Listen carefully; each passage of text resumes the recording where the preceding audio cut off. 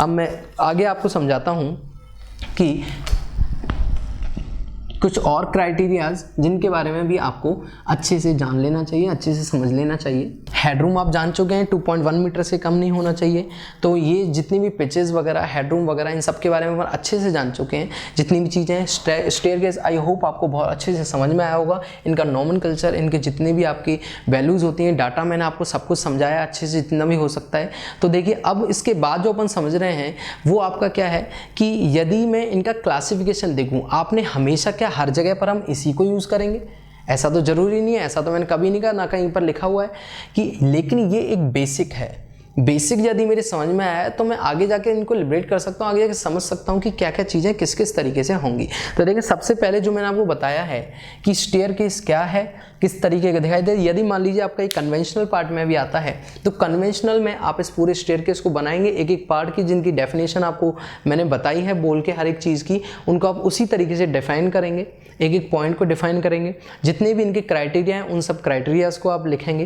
Criterias को लिखने के साथ साथ आप उनको समझाएंगे कि किस पार्ट को अपन क्यों यूज़ में ले रहे हैं, वो सारी चीज़ें अपने समझ में आनी चाहिए। ओके, देन उसके बाद आप उनको समझाएं कि ये जो अपना हैंड रेल है इसकी हाइट क्या होती है, इनकी जितनी भी आपको क्राइटेरिया इनका बताया है वो सब क्राइटेरिया बताएंगे। साथ में यहीं से ऑब्जेक्टिव क्वेश्चन भी आपके बनने लगते हैं। मान लीजिए साथ में आपका ये पूछ लेता है कि टाइप ऑफ स्टेयरकेसेस कितने होते हैं। तो देखते हैं अपन टाइप ऑफ स्टेयरकेसेस में, तो देखते हैं सबसे पहला जो, अगर मैं बात कर रहा हूँ यहाँ पे हेडिंग टाइप ऑफ स्टेयरकेस, यहाँ पर ओनली आपका इसका इंट्रोडक्शन, इसका नोमेनकल्चर, इसकी values and type of staircase ही है। बचा कुचा जो पार्ट होता है इसका अपन आरसीसी में डिस्कस करते हैं, जहाँ पर इसकी डिज़ाइनिंग हम कर रहे होते हैं। यहाँ पर आरसीसी प्रोवाइड कराते हैं, उनके क्राइटेरिया हम अलग पढ़ते हैं। जैसे कि जो भी आपका ट्रांसवर्स जो रेनफोर्समेंट डाला जाएगा या लॉन्गिट्यूडनल रेनफोर्समेंट डाला जाएगा, या नंबर ऑफ बार्स कितने होंगे, कितना उनका स्पेसिंग रखी जाएगी, उनको किस तरीके से बाइंड अप किया जाएगा, वो सब स्टडी करने के लिए पहले स्टेयरकेस को डिस्कस करना बहुत जरूरी है, जिसको अपन बहुत अच्छे से डिस्कस भी कर रहे हैं। ठीक है, तो देखिए टाइप ऑफ स्टेयरकेस में यदि मैं बात करता हूं, जो सबसे पहला जो अपना स्टेयरकेस होता है दैट इज स्ट्रेट स्टेयरकेस। तो सबसे पहले मैंने आपके सामने जो नाम लिखा है that is, first one is straight staircase. तो देखें स्ट्रेट स्टेयरकेस क्या होता है। मान लीजिए कि जैसा जनरली हम अपने घरों में यूज़ करते हैं, लेकिन ये बिल्कुल ही ये समझिए कि ये बेसिक है, बिल्कुल जीरो बेसिक की। यार मान लीजिए आपको कहीं पर भी स्टेयरकेस यूज़ कर रहे हैं तो स्टेयरकेस का सबसे बेसिक जो कॉन्सेप्ट है वो है आपका स्ट्रेट स्टेयरकेस। तो देखिए बेसिक टाइप, तो स्ट्रेट स्टेयरकेस क्या होता है, ऐसी जगह जिस जगह पर सफिशिएंट लेंथ या हाइट अवेलेबल नहीं होती है वहाँ हम स्ट्रेट स्टेयरकेस को यूज़ करते हैं। तो समझ में आया है, मान लीजिए किसी जगह पर आपके पास सफिशिएंट हाइट अवेलेबल या आपकी लेंथ अवेलेबल नहीं है तो आप वहाँ पर क्या यूज़ करेंगे, स्ट्रेट स्टेयरकेस प्रोवाइड कराएंगे। यहाँ पर मैं आपको साथ में एक चीज़ बता देता हूँ कि एक लाइन यहाँ पर मैं लिख रहा हूँ, उस लाइन को बहुत अच्छे से समझेंगे कि स्ट्रेट स्टेयरकेस में the flight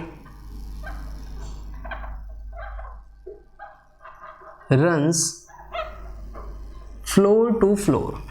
फ्लाइट हमेशा फ्लोर टू फ्लोर रन करती है, फ्लोर टू, एक फ्लोर से दूसरे फ्लोर पर डायरेक्ट रन करती है। जैसा आपको दिख रहा है ये स्टेयरकेस फर्स्ट फ्लोर से सेकंड जो आपका ग्राउंड फ्लोर है उससे फर्स्ट फ्लोर पर या किसी भी एक फ्लोर पर डायरेक्टली रन कर रही है। इसके बीच में कोई और लैंडिंग या कोई भी और भी लोडिंग बीच में नहीं आ रही है। तो देखें आपके समझ में आ जाएगा स्टेयरकेस क्या है, एक ऐसी स्टेयरकेस जो वहाँ प्रोवाइड कराई जाती है जहाँ पर सफिशिएंट लेंथ अवेलेबल नहीं होती, उसको हम कहते हैं स्ट्रेट स्टेयरकेस। और सेकेंड वन अगर हम बात करें, इसमें जो फ्लाइट होती है वो फ्लोर टू फ्लोर रन करती है। और एक किस तरीके से दिखाई देगी, सिंपली मैं इसका एक सिंपल डायग्राम आपके लिए एक रफ डायग्राम ड्रॉ कर रहा हूँ।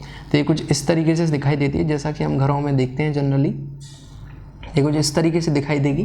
और इसमें जो अपवर्ड डायरेक्शन में आपको दिखा रहा हूँ इस तरीके से हम इसमें प्रोसीड करेंगे। तो आपको सबसे पहला समझ में आया है कि स्ट्रेट स्टेयरकेस क्या होती है, ये आपके समझ में आ चुका है।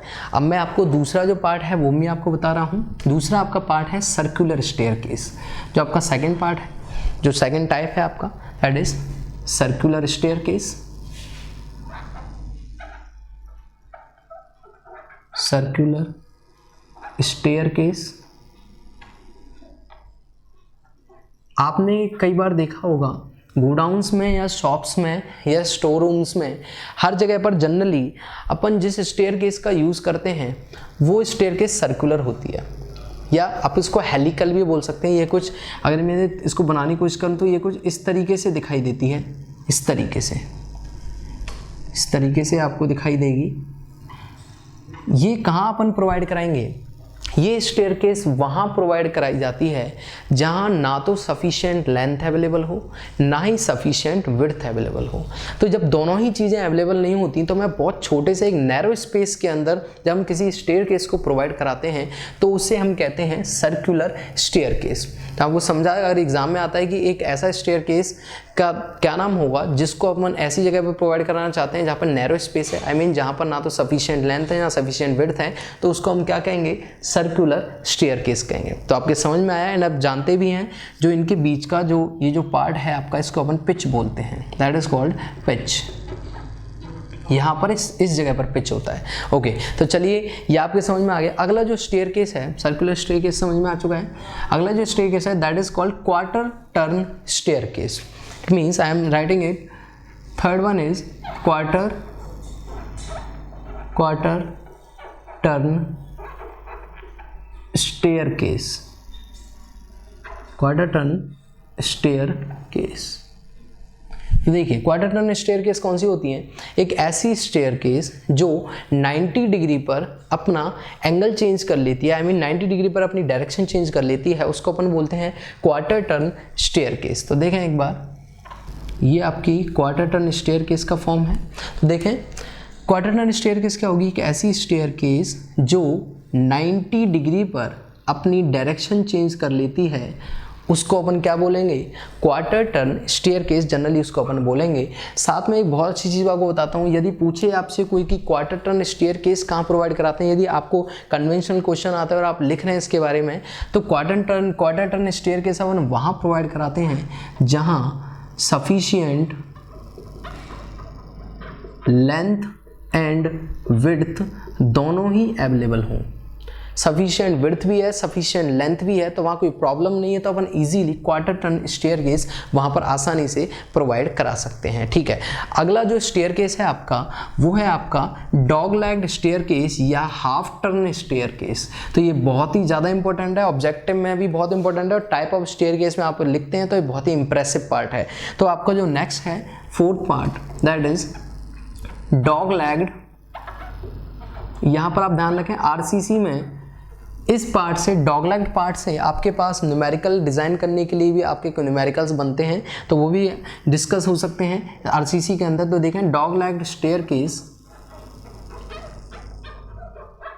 Dog legged staircase. तो देखिए डॉग लेग्ड स्टेयरकेस किस तरीके का दिखाई देता है वो मैं आपके सामने एक इसका डायग्राम ड्रॉ कर रहा हूँ। मान लीजिए कि ये कुछ इस तरीके से आपके सामने एक स्ट्रक्चर ड्रॉ किया है मैंने। तो डॉग लेग्ड स्टेयरकेस में क्या होता है, इसमें दो लैंडिंग आपस में या दो फ्लाइट आप कह सकते हैं, एक ऐसी स्टेयरकेस जिसमें दो फ्लाइट एक दूसरे से अपोजिट डायरेक्शन में चलती हैं। मान लीजिए यहाँ अपन इस तरीके से जा रहे हैं, यहाँ से अपन इस तरीके से इधर आ रहे हैं।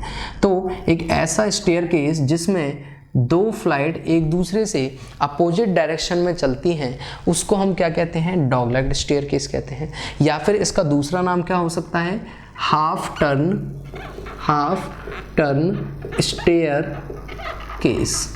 हाफ टर्न मीन्स जो कि 180 डिग्री पर टर्न हो रही है। देख सकते हैं आप, ये 180 डिग्री पर यहाँ पर टर्न हो रही है। तो एक ऐसा स्टेयरकेस जो 180 डिग्री पर टर्न होता है उसे हम क्या कहते हैं? हाफ टर्न स्टेयरकेस, उसको अपन जनरली कहते हैं। या फिर इसका पॉपुलर जो नाम है वो है डॉग लेग्ड स्टेयरकेस। तो आपको ये समझ में आया है कि डॉग लेग्ड स्टेयरकेस क्या है। अब देखें इसी के बारे में। तो ये जो स्टेयरकेस है एग्जाम में जब पॉइंट ऑफ व्यू से आता है तो लिखते हैं मोस्ट commonly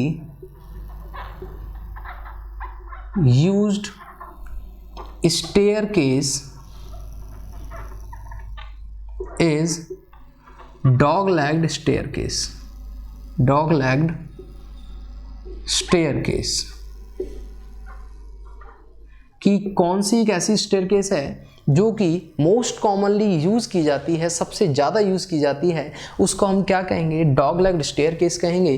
तो मैं आपको बता चुका हूँ कि इसका दूसरा नाम हाफ टर्न स्टेयरकेस है। इसमें दो फ्लाइट एक दूसरे से अपोजिट डायरेक्शन में मूवमेंट करती हैं। ये एक और मेन पॉइंट इसका क्या है कि मेन एक और पॉइंट आपका आ सकता है एग्जाम में कि ये रेजिडेंशियल एंड कॉमर्शियल दोनों ही बिल्डिंग्स के लिए सूटेबल होती है। बिल्डिंग्स के लिए सूटेबल हो सकती है, दोनों ही बिल्डिंग में ही सूटेबल होती है। बहुत ही इंपॉर्टेंट है दोनों के लिए, ठीक है। तो बहुत ही इंपॉर्टेंट, इसके बारे में कई अपन ने पॉइंट डिस्कस किए हैं कि इसका दूसरा नाम हाफ टर्न स्टेयरकेस है। साथ में इसका जो पॉपुलर नेम है that is dog legged staircase. यहाँ पर दो फ्लाइट एक दूसरे से अपोजिट डायरेक्शन में चलती हैं और जो अपनी स्टेयरकेस है वो 180 डिग्री पर अपनी डायरेक्शन को चेंज करती है। यहाँ पर दूसरी चीज़ कि इस जगह पर स्पेस का काफ़ी अच्छा यूज़ किया जाता है। साथ में इसीलिए ये मोस्ट कॉमनली यूज स्टेयरकेस है। काफ़ी ज़्यादा इजीनेस होता है, बहुत कंफर्ट तो आपको बताऊंगा मैं कि कंफर्ट के लिए भी एक बहुत अच्छी स्टेयरकेस है जो इससे भी ज़्यादा अच्छी होती है, इससे ज़्यादा कंफर्टनेस होती है उसमें, लेकिन ये भी कंफर्ट के लिए काफ़ी अच्छी है। साथ में रेजिडेंशियल और कॉमर्शियल दोनों बिल्डिंग्स में ये सूटेबल हो सकती है। ओके, चलिए ये चीज़ आपके समझ में आई है। अब मैं आगे एक चीज़ समझाना चाह रहा हूँ आपको कि कंफर्टेबिलिटी के मामले में अगर बात करूँ या फिर इन स्टेयरकेस को सबसे ज़्यादा यूज़ क्यों किया जाता है कि मान लीजिए कि आप रेजिडेंशियल अगर बात करते हैं हम, तो घरों में क्या होगा कि 1 या 2 या 4 या 5 मेंबर जितने भी होंगे वो कितने, या जनरली क्या होता है कि इंडियन जो कल्चर है अपना उसमें जनरली लोग ग्राउंड फ्लोर पर रहना पसंद करते हैं और बहुत कम मूवमेंट होती है ग्राउंड फ्लोर की और फर्स्ट फ्लोर या जो आपके फ्लोर्स हैं। क्यों? क्योंकि जनरली आपके जो एक रेजिडेंशियल फैमिली में नंबर ऑफ जो मेंबर्स हैं, नंबर ऑफ इन्फेंट्स हैं वो बहुत कम होते हैं, तो वहाँ पर ट्रैफिक बहुत। Nanu, please pick up the call. मैं यहीं पर एक बार डिस्कस कर लेता हूँ। ये अपना कंप्लीट हो चुका है dog legged staircase. Most commonly use staircase आपसे यदि एग्जाम में पूछता है तो it is called dog legged staircase and ये रेजिडेंशियल एंड कॉमर्शियल दोनों ही बिल्डिंग्स के लिए ये सूटेबल होती है। 180 डिग्री पर टर्न करती है एंड दोनों ही दो अपोजिट फ्लाइट इसमें अपोजिट डायरेक्शन में चल रही होती हैं। ओके, तो डॉग लेग्ड अपने समझ में आ चुका है। अभी मैं आपको बीच में डिस्कशन कर रहा हूँ कि विड्थ क्या होगी स्टेयरकेस की। तो जो अपना आईएस कोड के अकॉर्डिंग अगर ये अपन देखते हैं, क्राइटेरिया के अकॉर्डिंग, रिकमेंडेशन के अकॉर्डिंग यदि अपन देखते हैं तो याद रखें विड्थ, ये इंपॉर्टेंट नोट आपका हो सकता है, इंपॉर्टेंट नोट बीच में आपको बता रहा हूँ कि जो आपकी विड्थ होगी, विड्थ ऑफ स्टेयरकेस वो देखें क्या होगा। यदि आपकी बिल्डिंग है रेजिडेंशियल, यदि आपकी रेजिडेंशियल बिल्डिंग है तो आपको पता है, मैंने अभी बताया कि इसमें ट्रैफिक ज़्यादा नहीं होता है। ट्रैफिक ज़्यादा नहीं होगा तो हमें इतनी ज़्यादा विड्थ प्रोवाइड करने की ज़रूरत नहीं है। तो रेजिडेंशियल के बिल्डिंग के लिए जो विड्थ होगी आपकी वो होती है 80 सेंटीमीटर।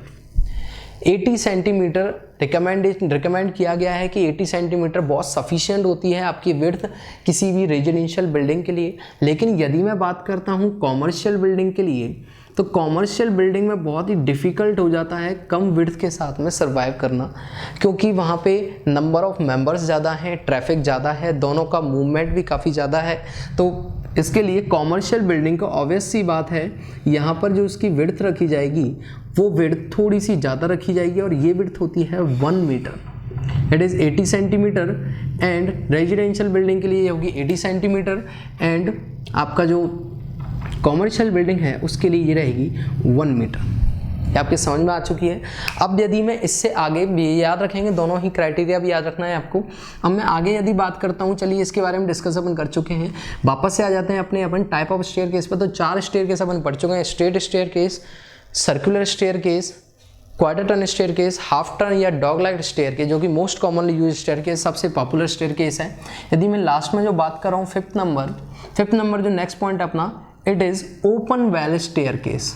ओपन वेल स्टेयरकेस, तो देखें इसको, ओपन वेल स्टेयरकेस नाम से ही पता चल रहा है, कंफर्टेबिलिटी नाम से पता चल रही है कि कंफर्टेबल एक स्टेयरकेस अपने को बनने वाली है। तो ओपन वेल, आप सबसे पहला जो पॉइंट में लिखूंगा that is it look like dog legged staircase, ये डॉग लेग्ड स्टेयरकेस की जैसी ही दिखाई देती है। बस इसमें डिफरेंस क्या होता है वो मैं आपको बता देता हूँ। मैं आपको एक डायग्राम ड्रॉ कर रहा हूँ आपके सामने।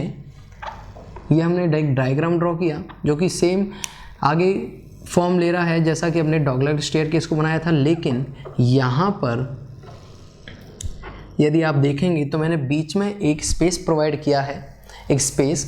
तो ये जो आपके पार्ट हैं सेम टू सेम मैं वही बना रहा हूँ जो जैसा कि मैंने डॉग लेग्ड स्टेयरकेस में बनाया था।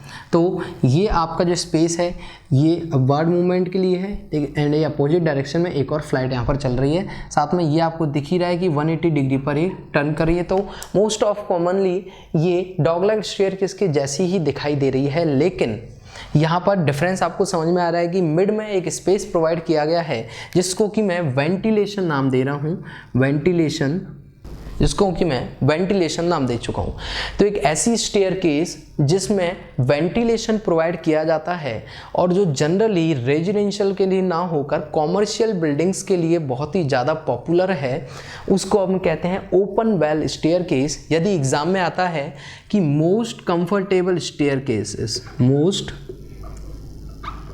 कंफर्टेबल स्टेयरकेस यदि आपसे कोई नाम पूछता है तो वो कौन सा आंसर होगा आपका? Open well staircase. ये बिल्कुल डॉग लेग्ड स्टेयरकेस की जैसी दिखाई देती है। दो आपकी फ्लाइट एक दूसरे से अपोजिट डायरेक्शन में चलती हैं, दोनों ही 180 डिग्री पर टर्न करती हैं।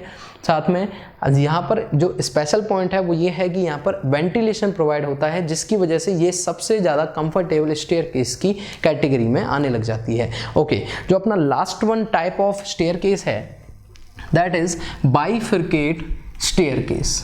तो जो मेरा लास्ट वन स्टेप है और इस टॉपिक का जो एंड है अपना दैट इज बाइफरकेट स्टेयरकेस। इसके बाद अपन कंप्लीटली एक जनरल इन्फॉर्मेशन पहुंच चुके होंगे कि स्टेयरकेस को किस तरीके से यदि कोई हमसे पूछता है तो हम बहुत अच्छे से उसके सामने एक्सप्लेन कर सकते हैं कि स्टेयरकेस किस तरीके से वर्क करती है और कौन सा पार्ट क्या काम करता है या किस पार्ट को अपन क्या नाम देते हैं, क्या क्राइटेरिया होते हैं, सारी चीज़ें अपन बहुत अच्छे से समझ चुके होंगे। तो देखें इसके बारे में कि लास्ट जो अपना पार्ट है that is 7th part. I hope that is not 7th part, that is हम 4 पढ़ चुके हैं। तो okay, that is 6th part. It is called bifurcate staircase,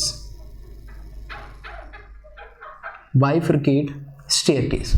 आपने जनरली कई बार देखा होगा कई जगह जो टेम्पल्स होते हैं या फिर कई जगह ऐसी जो बंगलो जो होते हैं, बंगलों में या फिर टेम्पल्स वगैरह में या जो बड़ी जो स्पेसेस होते हैं, जैसा कि आप देखेंगे कि एक ऐसी स्टेयरकेस जो एक फ्लाइट पर स्टार्ट होती है, एक ऐसी स्टेयरकेस जो एक फ्लाइट पर स्टार्ट होती है एंड आगे जाकर ये 2 या 2 से ज़्यादा फ्लाइट में चेंज हो जाती है, 2 या 2 से ज़्यादा फ्लाइट्स में चेंज हो जाती है, तो उसको हम जनरली क्या कहते हैं? बाइफरकेट स्टेयरकेस कहते हैं, बाइफरकेट स्टेयरकेस। तो आपको ये समझ में आ रहा है कि हम एक फ्लाइट से हमने स्टार्ट किया लेकिन आगे जाकर ये 2 फ्लाइट्स में या 2 से ज़्यादा फ्लाइट्स में भी चेंज हो सकती है, तो इसको हम क्या कहेंगे? बाइफरकेट स्टेयरकेस आपके सामने है। तो अपने कंप्लीटली बिल्कुल क्लियरली समझ में आया है कि स्टेयरकेस क्या है।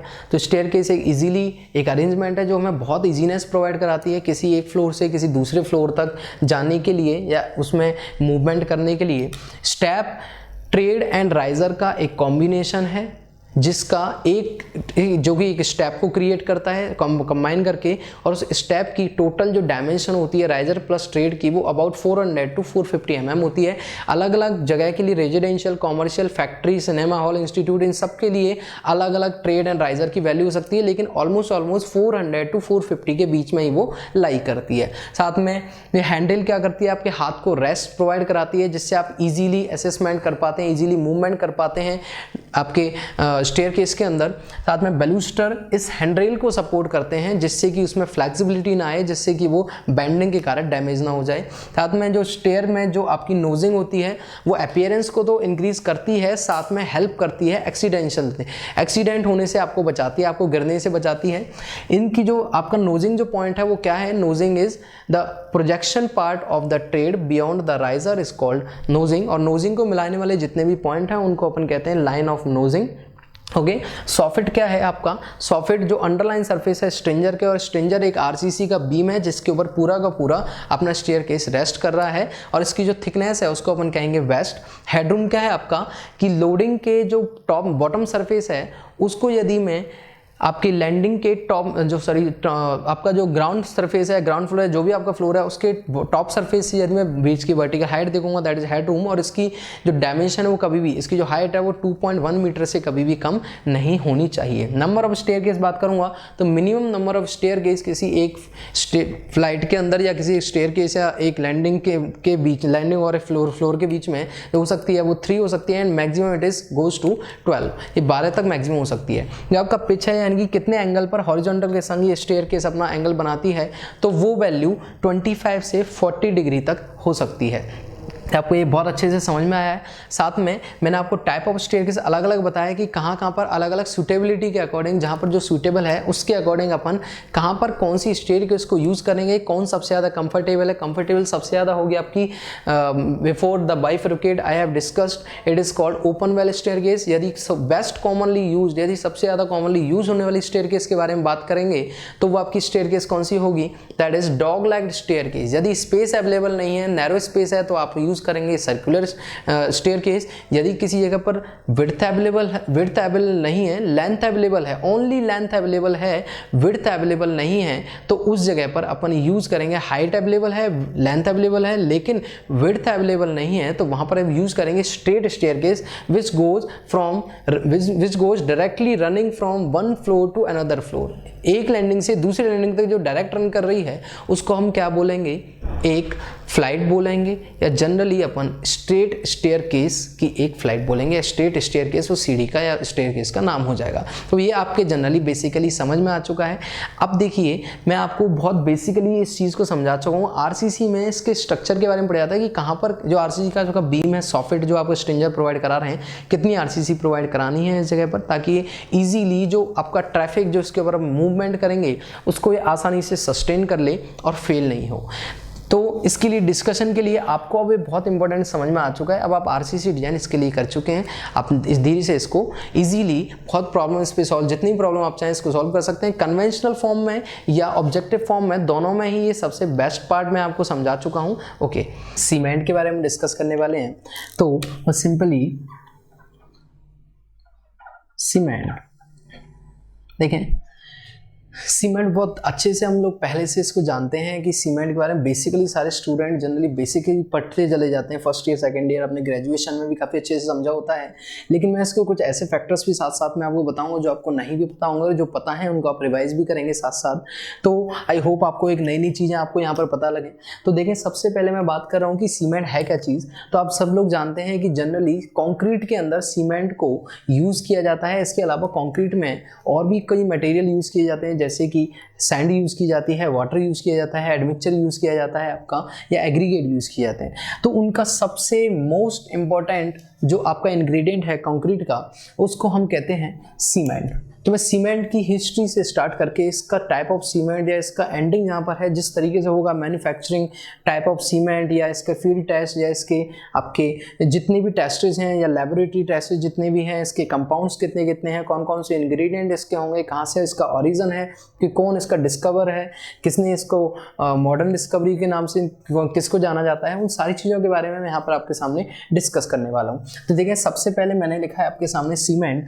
अब सीमेंट में बेसिकली एक मेन चीज आपको हमेशा ध्यान रखनी है कि सीमेंट एक बाइंडिंग मटेरियल है। Cement is a binding material, is a binding material. तो बहुत अच्छे से मैं आपको जो समझाता जा रहा हूँ उसको बहुत अच्छे से ध्यान में रखना है कि सीमेंट एक बाइंडिंग मटेरियल होती है। सिंपली समझ में आया है? ठीक है। अब जब अपन सीमेंट का यूज़ नहीं करते थे, यानी कि जब सीमेंट की जब तक खोज नहीं हुई थी, तो उससे पहले हम लाइम यूज़ किया करते थे। उससे पहले हम लाइम यूज़ किया करते थे जब तक सीमेंट की खोज नहीं हुई थी। जैसा कि आप देखेंगे जितने भी फोर्ट्स हैं, जितनी भी पुराने किले हैं या जितनी भी इमारतें हैं जो अभी तक बची हुई हैं, जो पुराने टाइम से बनी हुई हैं, उनमें आप जनरली देखेंगे तो मैसनरी के लिए मोर्टार की फॉर्म में अपन लाइम का यूज़ करते हैं। तो उस समय तक सीमेंट की खोज नहीं हुई थी। तो अभी देखें कि लाइम में, याद रखेंगे, लाइम की प्लास्टिसिटी ज़्यादा होती है, लाइम की प्लास्टिसिटी ज़्यादा होती है कंपैरेटिवली सीमेंट की। तो सीमेंट के बारे में बेसिकली जो चीज़ें हमें पता है वो तो हम डिस्कस करेंगे ही, लेकिन साथ में आपको मैं वो चीज़ें भी समझाऊंगा जो कि हमेशा आपको याद रखनी चाहिए एज अ सिविल इंजीनियर। तो देखें, लाइम में प्लास्टिसिटी ज़्यादा होती है कंपैरेटिवली सीमेंट के। अब यदि मैं सीमेंट के लिए आपको बहुत बेसिक सी चीज़ें बताना स्टार्ट करूं तो देखें, cement is a binding material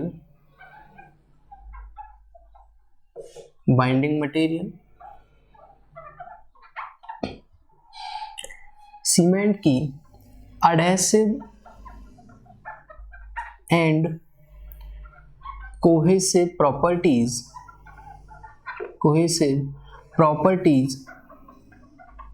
अच्छी होती हैं एंड ज़्यादा भी होती हैं। अब अपन साथ में ये समझ लेते हैं, मैंने लिखा cement is a binding material, cement की अडेसिव एंड कोहेसिव प्रॉपर्टी ज़्यादा होती हैं, अच्छी होती हैं। अब यहीं पर अपन साथ में ये देखते हैं कि what is adhesion and what is cohesion. इसको अच्छे से समझ लेंगे तो देखें, मैंने आपको याद करने का एक तरीका बता देता हूँ, what is cohesion and what is adhesion. तो यहाँ पर याद करने के लिए आप याद रखें D फॉर डिफरेंट, याद रखें D for different and S for same. इसको अगर आप याद रखेंगे तो कभी आप नहीं भूल पाएंगे कि कोहेजन और अडेशन में क्या डिफरेंस होता है। तो cohesion means same, adhesion means different. तो इसके बारे में एक बार छोटा सा डिस्कशन में कर लेता हूँ। फॉर एग्जाम्पल, इसका मतलब ये कहा गया है यहाँ पर कि यदि किसी एक मटेरियल के सेम पार्टिकल, यानी कि कोई दो मटेरियल हैं, उनके पार्टिकल भी सेम है। जैसे कि यदि मैं वाटर के अंदर वाटर को ऐड करता हूं तो बहुत इजीली जो बॉन्ड बनता है उसको अपन कहते हैं कोहेजन बॉन्ड। यानी कि पानी में यदि पानी मिला दी है, मिल्क में यदि मिल्क मिला दें, ब्लड में यदि ब्लड मिला दें, तो यदि जो दो सेम पार्टिकल के बीच में जब बॉन्ड बनता है उसको अपन कहते हैं कोहेसिव बॉन्ड या कोहेजन। और यदि दो अलग अलग मटेरियल के पार्टिकल के बीच में यदि कोई बॉन्ड बनता है उसको हम कहते हैं अडेशन।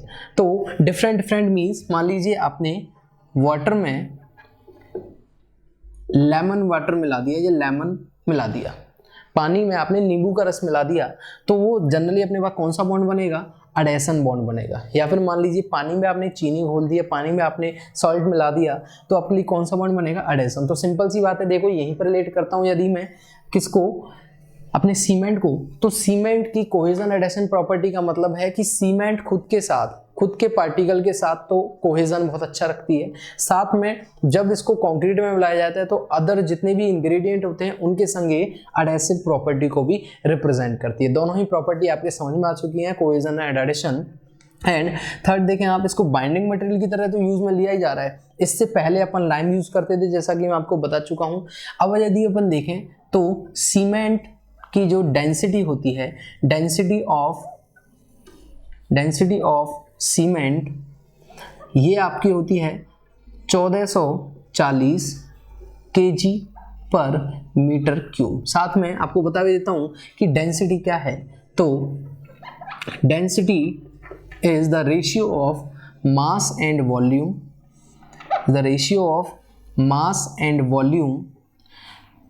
the unit of mass is kg and the unit of volume is meter cube. So finally the density of cement is 1440 kg per meter cube. And density, what is density? Density is the ratio of mass and volume. Is the unit of density is kg per meter cube and the dimension is, इसकी जो dimension होगी वो आपकी होगी m1l-3 t0। तो ये इसका एक इंट्रोडक्शन मैंने आपको डेंसिटी का साथ साथ दे दिया है।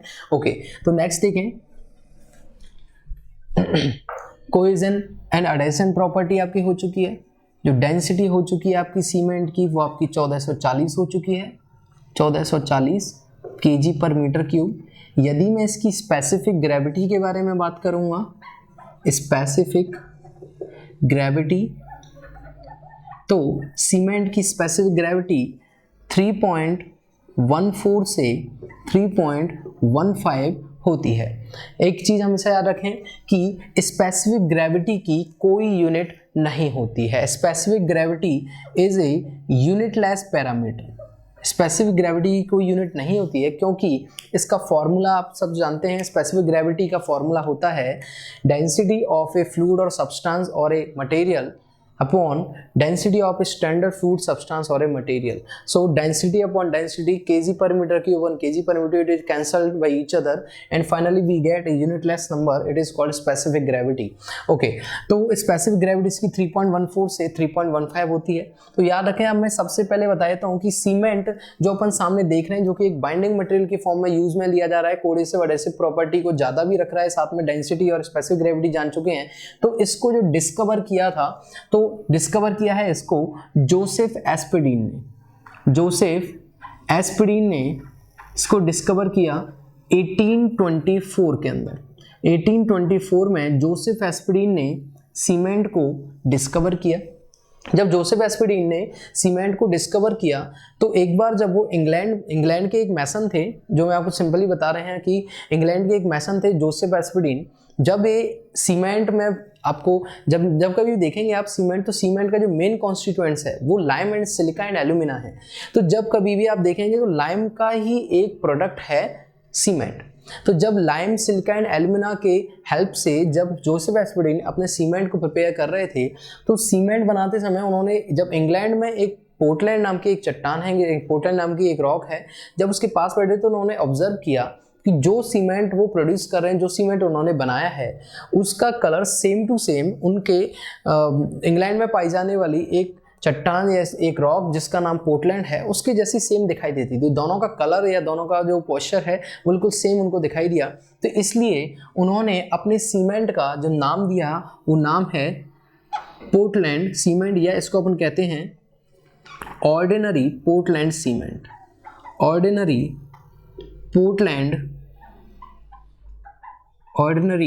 पोर्टलैंड सीमेंट, ठीक है। इसको शॉर्ट फॉर्म में अपन OPC नाम दे देते हैं। तो अब आपके समझ में आ गया है एक बार कि जोसेफ एस्पिडीन ने 1824 में एक बाइंडिंग मटेरियल को इंट्रोड्यूस किया जिसको अपन जनरली सीमेंट बोल रहे हैं। लेकिन आगे जाके जब उन्होंने इंग्लैंड की चट्टानों को देखा, रॉक्स को देखा, तो फाइनली उनमें पता चला कि उन रॉक्स का कलर एंड सीमेंट का कलर सेम है, इसलिए उन्होंने इस अपने सीमेंट का नाम ऑर्डिनरी पोर्टलैंड सीमेंट भी रख दिया। अब डेंसिटी अपन जान चुके हैं, एडेशन कोएफिशिएंट प्रॉपर्टी अपन समझ चुके हैं, इसकी स्पेसिफिक ग्रेविटी अपन जान चुके हैं। आगे मैं आपको जब टेस्ट करा रहा हूँ तो बताऊंगा कि स्पेसिफिक ग्रेविटी किस तरीके से निकाली जाती है और स्पेसिफिक ग्रेविटी कौन से इंस्ट्रूमेंट से अपन फाइंड आउट करते हैं। ओके, तो ये आप समझ चुके हैं। अब मैं आपको यहीं पर बताऊंगा कि सीमेंट जब अपन इंट्रोड्यूस कर रहे हैं तो सीमेंट की कौन कौन सी ग्रेड होती हैं और कौन कौन सी ग्रेड आपकी काम कहाँ कहाँ आती हैं, साथ में कौन कौन सी ग्रेड के लिए कौन कौन सा IS कोड यूज़ किया जाता है। तो आपका चाहे ऑब्जेक्टिव क्वेश्चन हो, चाहे आपका 2 मार्क्स, 5 मार्क्स, 15 मार्क्स, 20 मार्क्स के जितने भी आपके कन्वेंशनल क्वेश्चन है वो सारे हम साथ साथ कवर करते हुए चलेंगे। तो यहाँ पर अगर अपन समझें इस बात को तो देखें, मैं आपको क्लियरली बता चुका हूँ कि सीमेंट एक बाइंडिंग मटेरियल है। तो सीमेंट की 3 ग्रेड्स हम जनरली यूज़ करते हैं। सीमेंट की 3 ग्रेड्स हम जनरली यूज़ कर रहे हैं, जिन ग्रेड्स में सबसे जो पहली ग्रेड होती है अपनी that is 33, second one is 43 and final is 53 grade. तो देखेंगे अपन, it is 33 grade, the second one is 43 grade and the last one is 53 grade। तो 3 ग्रेड्स हम यूज करते हैं सीमेंट की, 33, 43 एंड 53। 3 ग्रेड्स के बारे में अपन देख रहे हैं इस जगह पर। तो तीनों ग्रेड के बारे में पहले मैं आपको बता रहा हूँ इसका IS कोड, उसके बाद हम देखेंगे कि 33 का मतलब क्या है, 43 का क्या मतलब है, 53 का यहाँ पर क्या मतलब है, साथ में कौन सी ग्रेड का यूज कहाँ पर किया जाएगा, सारी चीज़ों को अपन साथ साथ देखते चलेंगे। तो देखें, सबसे पहले मैं बात करता हूँ IS कोड 269, IS कोड 269 1989। इस कोड के अकॉर्डिंग IS 33 जो अपनी 33 ग्रेड ऑफ सीमेंट है वो वर्क करती है। दूसरा अगर मैं बात करूं 43 ग्रेड के लिए कौन सा कोड अपन यूज करते हैं तो IS 8112 1989 कोड आपका 43 ग्रेड सीमेंट के लिए यूज किया जाता है एंड IS 1987 कोड आपका 53 ग्रेड के लिए यूज किया जाता है। तो अब आगे बात आती है कि what is 33, what is 53, what is 43, क्या है इस जगह पर। तो अब बहुत इजीली मैं आपको समझा रहा हूँ, समझेंगे इस बात को कि मान लीजिए कि आप समझते हैं कि जब भी कभी अपन सीमेंट की टेस्टिंग, आप समझते हैं सीमेंट टेस्टिंग की जाती है या फिर कोई भी एक मटेरियल होता है उसको टेस्टिंग की जाती है कि वो किस पॉइंट पर वो क्रशिंग में फेल हो रहा है, किस पॉइंट पर कंप्रेशन में या किस पॉइंट पर टेंसाइल में टॉर्जन में फेल हो रहा है। इसी तरीके से जब अपन सीमेंट इंट्रोड्यूस कर रहे होते हैं, सीमेंट को यूज किया जाता है किसी स्ट्रक्चर में, तो उससे पहले उसकी टेस्टिंग की जाती है और टेस्टिंग में हम इनमें से कोई भी एक सीमेंट जो अपन काम में ले रहे हैं उसकी टेस्टिंग करेंगे। तो सबसे पहले एक क्यूब बनाया जाता है, वो क्यूब का डायमेंशन भी मैं आपको आगे डिस्कस करूंगा कि 70.6 इंटू 70.6 बाई 70.6 डायमेंशन का एक क्यूब बनाया जाता है और उस क्यूब में जो सीमेंट यूज में लिया जा रहा है, मान लीजिए मैं 33 ग्रेड यूज में ले रहा हूँ, तो 33 ग्रेड जब मैं यूज में लूँगा उस सीमेंट के अंदर तो उसका क्यूब बना के, तो क्यूब को पहले उसकी क्योरिंग की जाएगी 28 डेज के लिए, उसकी क्योरिंग यानी कि उसको पानी में रखा जाएगा। पानी में रखने के बाद उसको अपन कपड़े से वाइप आउट करेंगे, उसको सुखाएंगे और बाद में उसके ऊपर CTM machine, compression testing machine से जब उस पर लोडिंग की जाएगी, नीचे बेस प्लेट होती है और टॉप से जब उस पर लोडिंग की जाती है, मिड में अपना क्यूब रखा होगा, तो टॉप से जब अपन उस पर लोडिंग कर रहे हैं, लोडिंग लगा रहे हैं, तो वहां पर उसका किस पॉइंट पर जाकर वो कंप्रेशन में फेल हो जाएगा, वो अपन जब चेक करेंगे तो अपन वहां पर ऑब्टेन करते हैं कि जब अपन बेस प्लेट के थ्रू यहाँ पर लोडिंग क्रिएट कर रहे हैं तो यहाँ पर 33 न्यूटन पर mm स्क्वायर पर वो क्यूब अपना, उसके 33 न्यूटन पर mm स्क्वायर के बाद अपना क्यूब फेल होगा। I mean the crushing strength for the 33 grade cement is 33 Newton पर mm स्क्वायर। सिंपली मैं आपको इस चीज से इस तरीके से डिस्कस कर सकता हूं कि सबसे पहले मान लीजिए कि आपने एक क्यूब जनरेट किया, एक क्यूब मोल्ड किया, मोल्डिंग की एक क्यूब की, और एक क्यूब में आपने फॉर एग्जांपल अज्यूम, मैंने मान लिया कि आपने 33 ग्रेड का यूज़ किया है, 33 ग्रेड का आपने यूज़ किया है सीमेंट के अंदर। तो 33 ग्रेड का जब यूज़ कर रहे हैं और क्यूब आपने बना दिया है, आगे मैं आपको डिस्कस भी करूंगा, 70.6 mm by 70.6 mm by 70.6 mm इस डायमेंशन का आपने एक क्यूब बनाया जिसमें फॉर एग्जांपल मैंने 33 ग्रेड को यूज में लिया है। तो 33 ग्रेड को जब मैंने यूज में लिया और इसका जब मैंने क्यूब बना दिया इस डायमेंशन का, उसके बाद मैंने इसकी क्योरिंग की फॉर 28 डेज के लिए, क्योरिंग की इसकी फॉर 28 डेज। 28 डेज के लिए जब मैंने इसकी क्वेरिंग की तो 28 डेज के बाद जब मैंने इसको आउटसाइड निकाला, इसको वाइप आउट किया, कपड़े से सुखाया जब इसको, उसके बाद मैंने इसको CTM मशीन में टेस्टिंग के लिए पुट किया।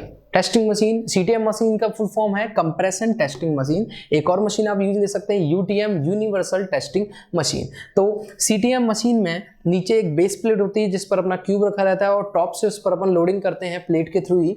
तो जब उसको अपन CTM मशीन में रखते हैं तो 28 दिन की क्योरिंग के लिए इस क्यूब की जो कंप्रेसिव स्ट्रेंथ होती है, कंप्रेसिव स्ट्रेंथ, या इसको अपन बोलेंगे कैरेक्टरिस्टिक स्ट्रेंथ, कैरेक्टरिस्टिक स्ट्रेंथ वो कितनी होगी 33 न्यूटन पर mm स्क्वायर, या इसको हम 33 MPa भी बोल सकते हैं। 33 न्यूटन पर mm स्क्वायर या 33 MPa भी बोल सकते हैं। बात आती है कि कैरेक्टरिस्टिक स्ट्रेंथ क्या होती है, तो समझेंगे कैरेक्टरिस्टिक स्ट्रेंथ क्या है। मान लीजिए आपने जब 100 क्यूब बनाए, इसी 33 ग्रेड सीमेंट को यूज करते हुए आपने 100 क्यूब बनाए, तो कैरेक्टरिस्टिक स्ट्रेंथ क्या कहती है कि उस 33 ग्रेड सीमेंट के 100 क्यूब में से फेल होने के चांसेस 5 क्यूब से ज़्यादा नहीं होने चाहिए। या फिर इसके रिवर्स आप क्या कह सकते हैं, एज अ वाइस वर्सा, कि जो 100 क्यूब आपने बनाए हैं उनमें से पास होने की पॉसिबिलिटी कम से कम 95 क्यूब्स की होनी चाहिए।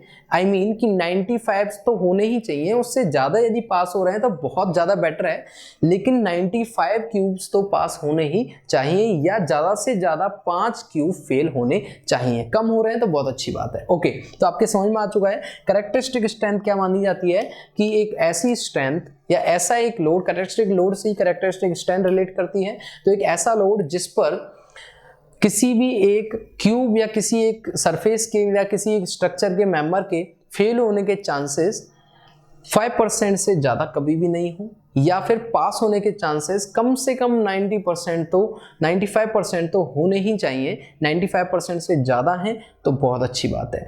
इसका मतलब ये होगा कि पूरे लाइफ स्पान में इस मेंबर या जिस मेंबर में अपन इस 33 या जिस भी ग्रेड को अपन यूज कर रहे हैं, उसका जो लाइफ स्पान है, उस पूरे लाइफ स्पान में कभी भी किसी भी कंडीशन में, किसी भी सिचुएशन के अंदर इस बिल्डिंग या स्ट्रक्चर के ऊपर इस कैरेक्टरिस्टिक स्ट्रेंथ की वैल्यू से ज़्यादा लोड कभी भी नहीं आएगा। That is called characteristic strength. तो आपके समझ में आया कैरेक्टरिस्टिक स्ट्रेंथ क्या चीज़ है। कैरेक्टरिस्टिक स्ट्रेंथ तो क्लियरली समझ में आ चुका है। तो देखें आगे कि एक क्यूब बनाया जिस क्यूब का साइज 70.6 बाई 70.6 बाई 70.6 है, जिसमें एज्यूम किया अपने कि 33 ग्रेड है। आप कोई सा भी ग्रेड यूज में ले सकते हैं।